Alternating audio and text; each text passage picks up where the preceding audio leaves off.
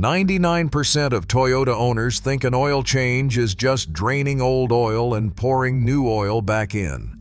They hand the keys to a shop, wait 20 minutes, and drive away believing their engine is protected for another 10,000 miles. But after years working under the hood of every Toyota that rolls into my bay, I can tell you the truth. The single most important part of an oil change has almost nothing to do with the oil itself. It's a mistake so small, so easy to overlook, that only about 1% of Toyota owners ever avoid it, and the ones who don't are quietly destroying their engines one service at a time. So let me show you exactly what that mistake is, why it kills Toyota engines from the 2AR-FE 4-cylinder to the 2GR-FE V6, and how the 1% who get it right end up driving past 200,000 miles without ever cracking the engine open. Let me start by telling you what the mistake actually is, because it's going to sound almost too simple. The mistake is using the wrong oil filter, or more specifically, trusting whatever generic filter the quick lube shop slaps on without ever questioning it. That's it. That's the 1% mistake. And before you click away thinking a filter is just a filter, stay with me. Because the reason this destroys Toyota engines is buried inside a part most owners have never even seen. Here's what you need to understand. On most modern Toyota engines, the oil filter is not the old metal spin-on can your father remembered. Toyota moved to a cartridge-style oil filter housing on engines like the 2AR-FE found in the Camry and RAV4 and the 2GR-FE V6 found in the Highlander, Avalon, and older Tacoma. This filter housing sits on the front or side of the engine block, and inside it goes a paper filter element along with one critical component that almost nobody talks about. Inside the housing, there is a small rubber drain valve and a set of O-rings that seal the entire housing. When a careless shop changes your oil, they unscrew that cap, swap the paper element, and screw it back on. But if they reuse the old O-rings, over-tighten the cap, or install the wrong filter element that does not match the housing tolerances, they have just set a timer on your engine. Now, here's why that matters more on a Toyota than almost any other brand. Toyota oil filters contain something called an anti-drainback valve. On the cartridge design, this is a small rubber flap or valve built into the filter element itself. Its entire job is to hold oil inside the filter and the upper engine passages when you shut the car off. Think about what happens overnight. Your Toyota sits in the driveway for 10 hours. Gravity wants to pull every drop of oil down into the oil pan at the bottom of the engine. If the anti-drainback valve is working, it traps oil up in the cylinder head, in the oil galleries, near the camshafts, and the VVT-i variable valve timing system. That means when you start the car cold in the morning, oil is already sitting where it's needed, and protection begins almost instantly. But when a cheap aftermarket filter or a damaged filter element fails to seal that valve, all the oil drains back down into the pan overnight. So every single cold morning start, your engine runs for several seconds completely dry at the top end. Metal grinding against metal across the camshaft journals, the valve lifters, and the timing chain. Studies of engine wear consistently show that the overwhelming majority of total engine wear happens in those first few seconds of a cold start. A failed anti-drainback valve turns every morning into a small act of destruction, and it compounds quietly for years until one day the timing chain rattles, the VVT solenoid clogs, or the engine simply starts burning oil it never burned before. And here's the part that should make every Toyota owner uncomfortable. The shop will never tell you. They have no way of knowing. The filter looks fine from the outside, the dashboard shows no warning light, and the car drives perfectly out of the bay. The damage is invisible, slow, and cumulative. By the time symptoms appear, the shop is long gone, and you are staring at a repair bill that costs more than the car is worth. So why does the wrong filter even get installed in the first place? Cost and convenience. A genuine Toyota filter element, or a high-quality equivalent that actually matches Toyota's specifications, costs a few dollars more than the bargain bin filter a high-volume shop buys by the pallet. When a shop is changing 200 cars a day, those few dollars multiplied across thousands of services is real money. So they buy the cheapest cartridge element that physically fits the housing, and physically fitting is not the same as correctly sealing. The paper media might be thinner, meaning it lets more contaminants through.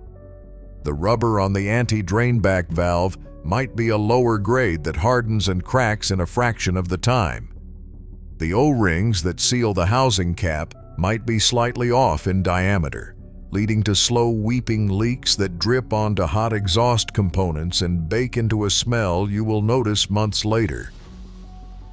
This is where the cartridge housing makes things even more dangerous than the old spin-on filters. On the two ARFE and similar engines, the filter cap on the housing has to be torqued to a very specific value, and there is a small drain plug at the bottom of the housing that has to be reinstalled with a fresh O-ring before the new element goes in. Skip that O-ring, over-torque the cap, or cross-thread it even slightly, and you get an oil leak that can drop your oil level dangerously low between changes. I have seen Toyota engines come in nearly bone dry because a shop reused a brittle housing O-ring and the customer never saw a single drop on the driveway. The oil was weeping out slowly and burning off the exhaust manifold before it could ever puddle on the ground. Now let me explain the deeper engineering reason this matters so much on a Toyota specifically. Toyota's VVT-i system, the variable valve timing with intelligence that makes these engines so smooth and efficient, relies entirely on clean, pressurized oil to function. There is a VVT actuator on the camshaft and a VVT oil control solenoid that meters oil into that actuator to advance or retard the valve timing. These components have extremely tight internal passages. When your oil filter is not doing its job, two things happen. First, contaminants that a proper filter would have caught now circulate through the engine and clog those microscopic VVT passages. Second, when the anti-drainback valve fails and the system loses oil pressure on startup, the VVT system cannot engage properly until pressure builds.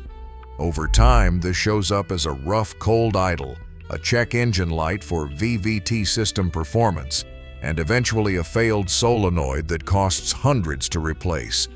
All of it traces back to a filter that cost a few dollars too little. Let me give you the comparison that makes the 1% so different from everyone else. The owner who avoids this mistake does one of two things. Either they insist on a genuine Toyota oil filter element, the one that comes in the Toyota box with the matching housing O-ring and drain plug O-ring included in the kit, or they go with a premium aftermarket brand with a verified reputation for correct anti-drainback valve construction and proper filtration media. They also make sure whoever changes their oil replaces both the housing cap O-ring and the small drain plug O-ring every single time, not just the paper element. That is the whole secret. It is not exotic, it is not expensive, and it takes the shop maybe 60 extra seconds. But that one habit is the difference between an engine that quietly dies at 120,000 miles and one that crosses 250,000 still running like the day it left the factory. And here is something most owners never realize about the genuine Toyota filter kit. When you buy the real element, it comes with everything you need in the box: the paper cartridge, a new housing seal, and the new drain plug seal. Toyota engineers included those seals for a reason. They know the housing cannot be reliably resealed with old compressed O-rings. The fact that those seals are right there in the box and shops still throw them in a drawer and reuse the old ones tells you everything about how this mistake spreads. The solution is literally sitting in the same box as the problem, and it gets ignored for the sake of speed. If you made it this far, then consider liking this video, giving it a thumbs up, and subscribing to my channel. This helps me bring you more honest car advice. Now I want to address the people who change their own oil at home, because you are not automatically safe from this mistake either. In fact, some of the worst filter failures I have seen came from well-meaning owners who bought the cheapest filter on the parts store shelf because it had the right part number on the box. Part number compatibility tells you the filter will physically fit. It tells you nothing about the quality of the rubber in the anti-drainback valve or the density of the filtration media. When you are standing in the parts aisle looking at 3 filters that all fit your Camry but range wildly in price, the cheapest one is cheap for a reason.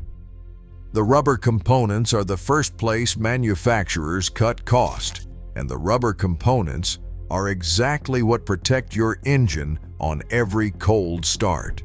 Spend the few extra dollars. On the scale of what a Toyota engine costs to replace, it is not even a real decision.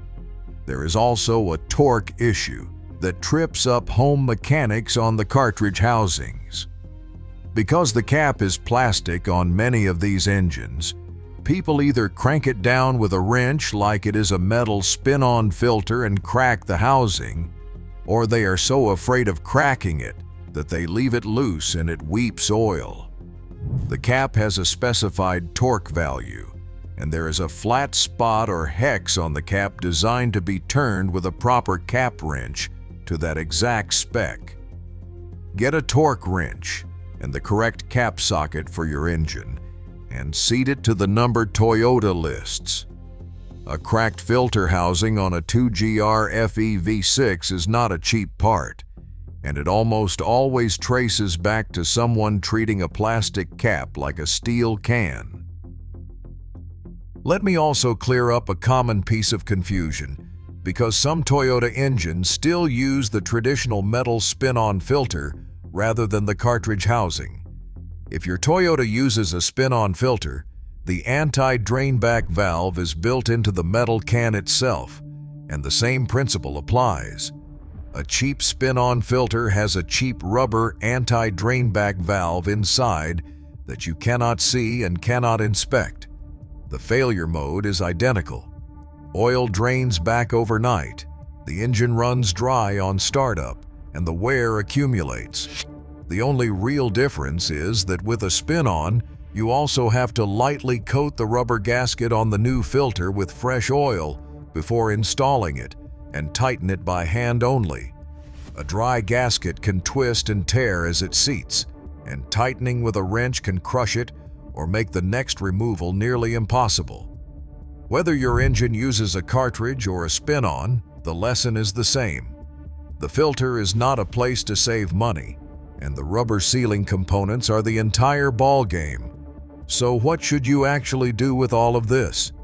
It comes down to a short, simple set of demands you make of whoever services your Toyota, including yourself.